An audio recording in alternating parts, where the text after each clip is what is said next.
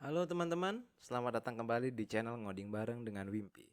Di video kali ini kita akan membahas tentang salah satu fitur yang sangat powerful di CSS, yaitu Flexbox. Kalau kita sering membuat layout ya, di layout web ya, pasti kita tuh selalu bertemu dengan masalah align, positioning, masalah responsive, dan sebagainya ya. Nah, Flexbox ini adalah salah satu kunci jawaban atau solusi yang terbaik untuk menyelesaikan masalah tersebut ya. Oke, kita langsung berkenalan aja dengan apa itu Flexbox. Flexbox adalah sebuah modul di CSS yang dirancang untuk membuat layout lebih mudah. Terutama kita ingin mengatur elemen di dalam satu baris atau kolom. Ya, Flexbox jawabannya. Dengan Flexbox kita dengan mudah membuat elemen-elemen di dalamnya menyesuaikan diri tanpa perlu ribet-ribet dengan float dan positioning yang manual. Jadi kita nanti akan bisa lebih adjustable ya untuk item-item di dalamnya di dalam elemen itu kalau kita menggunakan Flexbox. Oke, langsung aja kita mulai ngodingnya dengan Flexbox. Oke, untuk menggunakan Flexbox kita harus memahami dua konsep utama ya, yaitu Flex Container dan Flex Item. Ya, kalian bisa lihat di seperti ini ya, adalah di sini adalah Flex Container dan ini adalah Flex Item. Fungsi dari Flex Container itu adalah menjadi kontainer dari semua item yang ada di dalamnya. Jadi di dalam kontainer ini kita harus menambahkan display flex seperti ini supaya kita dapat menggunakan CSS Flexbox di dalam dokumen HTML kita. Dan flex item adalah item yang nanti akan kita bisa adjust sesuai dengan kebutuhan yang kita gunakan untuk layout HTML kita. Dengan menggunakan metode seperti ini, kita sudah dapat mengadjust untuk untuk elemen-elemen yang di dalam kontainer yaitu ya flex item kita udah otomatis menggunakan flex. Oke, selanjutnya kita akan membahas beberapa tag yang penting ya yang di dalam beberapa properti atau tag yang sangat cukup penting ya untuk penggunaan flex ya. Yang pertama adalah flex direction. Flex direction seperti ini. Dan default value-nya yang dari flex direction ini adalah warp. Sorry, row. Default value dari flag direction itu adalah row. Jadi kalau kita nggak setup ini dia akan value pertamanya adalah row. Dan fungsi dari flag direction ini adalah untuk mengatur tampilan item kita ya. Kalau row dia biasanya akan menjadi sebuah baris seperti ini ya. Row artinya baris. Dan kalau misalnya kita rubah menjadi uh, kolom, kita rubah row-nya menjadi kolom seperti ini. Ya, dia akan bisa lihat di sini itemnya akan menjadi sebuah kolom. Nah, kalian bisa lihat di sini ya, dia akan baris menjadi seperti kolom 1, 2, 3 ya, seperti ini ya. Oke, yang selanjutnya kita akan membahas tentang justify content. Ini saya akan hapus lagi flex direction-nya. Terus habis itu kita akan yang kedua adalah justify content. Ya, seperti justify content. Dan default value-nya ini adalah flag start ya. Flag start. Dia seperti ini. Ini default value dari justify content, flag start.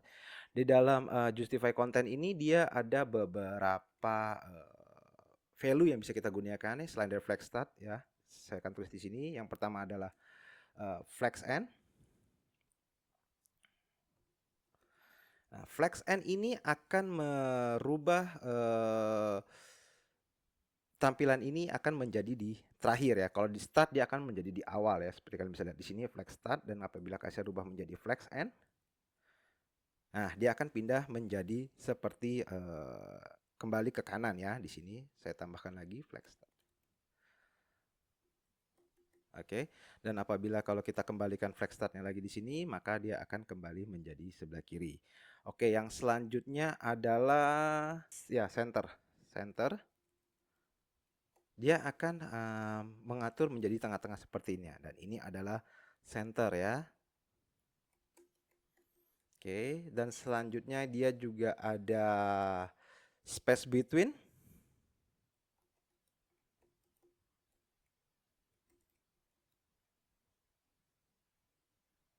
ya, seperti ini. Dan dia akan memberikan jarak yang sama di dalamnya ya. Jadi dia space between. Dan yang terakhir adalah space around. Seperti ini.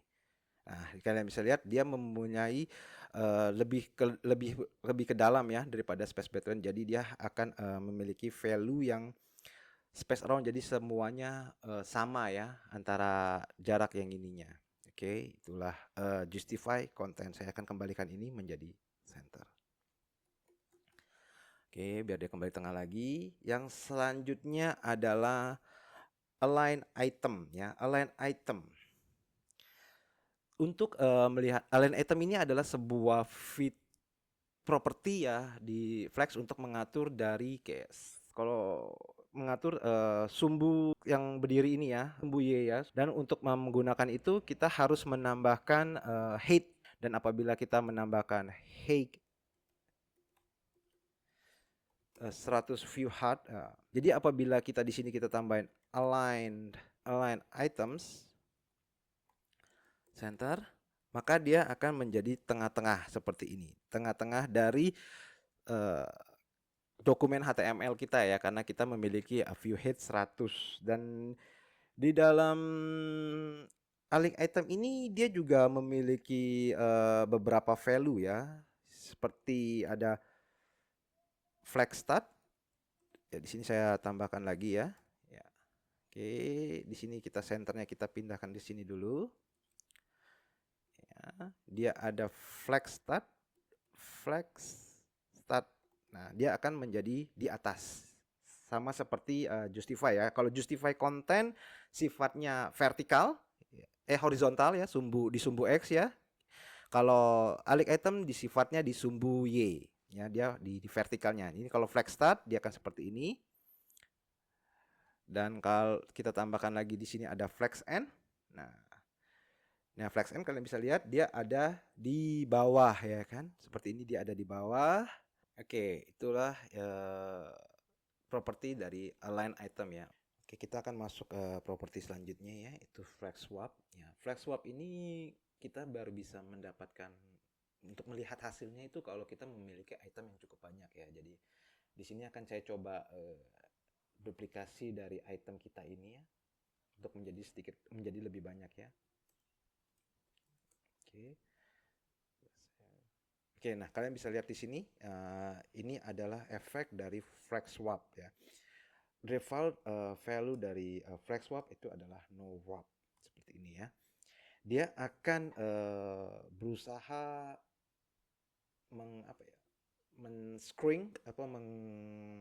memaksakan semua item itu untuk tampil di dalam satu baris ya, dengan tidak mempedulikan dari width dari flex item tersebut ya. Jadi dia dipaksa secara pemrograman kali apa secara itu dia akan menjadi no warp seperti ini dan tampilannya akan seperti ini. Dan apabila kita no warp seperti ini ya, dan apabila kita rubah tampilannya itu menjadi flex swap ya, menjadi warp seperti ini. Nah, kalian bisa lihat dia akan mempedulikan apa itu yang ada di dalam width dari flex itemnya, dan dia akan menjadi tampilannya akan menjadi beberapa baris yang seperti ini. Kalian bisa lihat seperti ini ya. Di sini menjadi 3 baris secara otomatis ditentukan dari seberapa banyak kolomnya yang dimiliki dari kontainer itu tersebut ya, item itu. Nah, itulah apa yang dimaksud dengan flag swap.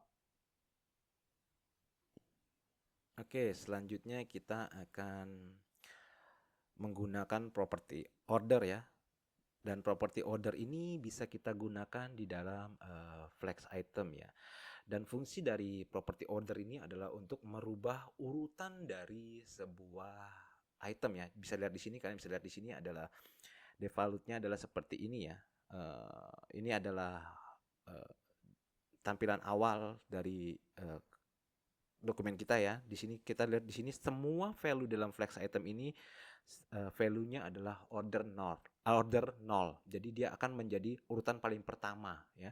Dan selanjutnya apabila kita menambahkan di sini kita tambahkan lagi style ya, di sini kita tambahkan order 1, dia akan menjadi elemen selanjutnya ya. Kalian bisa lihat di sini dia menjadi yang kedua ya. Yang kedua ini menjadi yang terakhir ya, karena dia menjadi ordernya 1. Sedangkan yang lain ini masih order 00000 saja. Jadi dia akan begitu browser baca, dia nyampe di halaman baris pertama, dia akan lihat ini, oh ini ordernya masih 0, dia akan cek selanjutnya. Oh di sini order 1 dan mereka ini oleh browser akan dikirim menjadi yang terakhir seperti ini ya. Di sini kalian bisa lihat menjadi order 1. Dan selanjutnya apabila kita mau merubah urutannya yang lain, di sini kita copy saja ya. Kita mau coba urutan yang keempat ini tampil setelah 2 dengan cara kita ya di sini kita tambahkan saja menjadi order yang kedua. Dia akan pindah ke belakang. Nah, kalian bisa lihat 2 4 ya kan. Kalian bisa lihat urutannya berubah. Dan kalau misalnya kita yang mau yang 9, kita yang mau jadian urutan yang ketiga, kita tinggal tambahkan 3. Di sini kita lihat hasilnya yang 9 akan menjadi ketiga. Dan seterusnya kalian bisa merubah urutan order ini sesuai dengan selera kalian sendiri. Terima kasih teman-teman sudah menonton video tutorial saya. Saya akan terus membuat konten-konten yang lain. Dan apabila kalian teman-teman mempunyai masukan atau saran untuk konten apa yang perlu saya buat, kalian tinggal tambahkan di komen aja ya kalian. Oke, thank you udah nonton. Bye bye.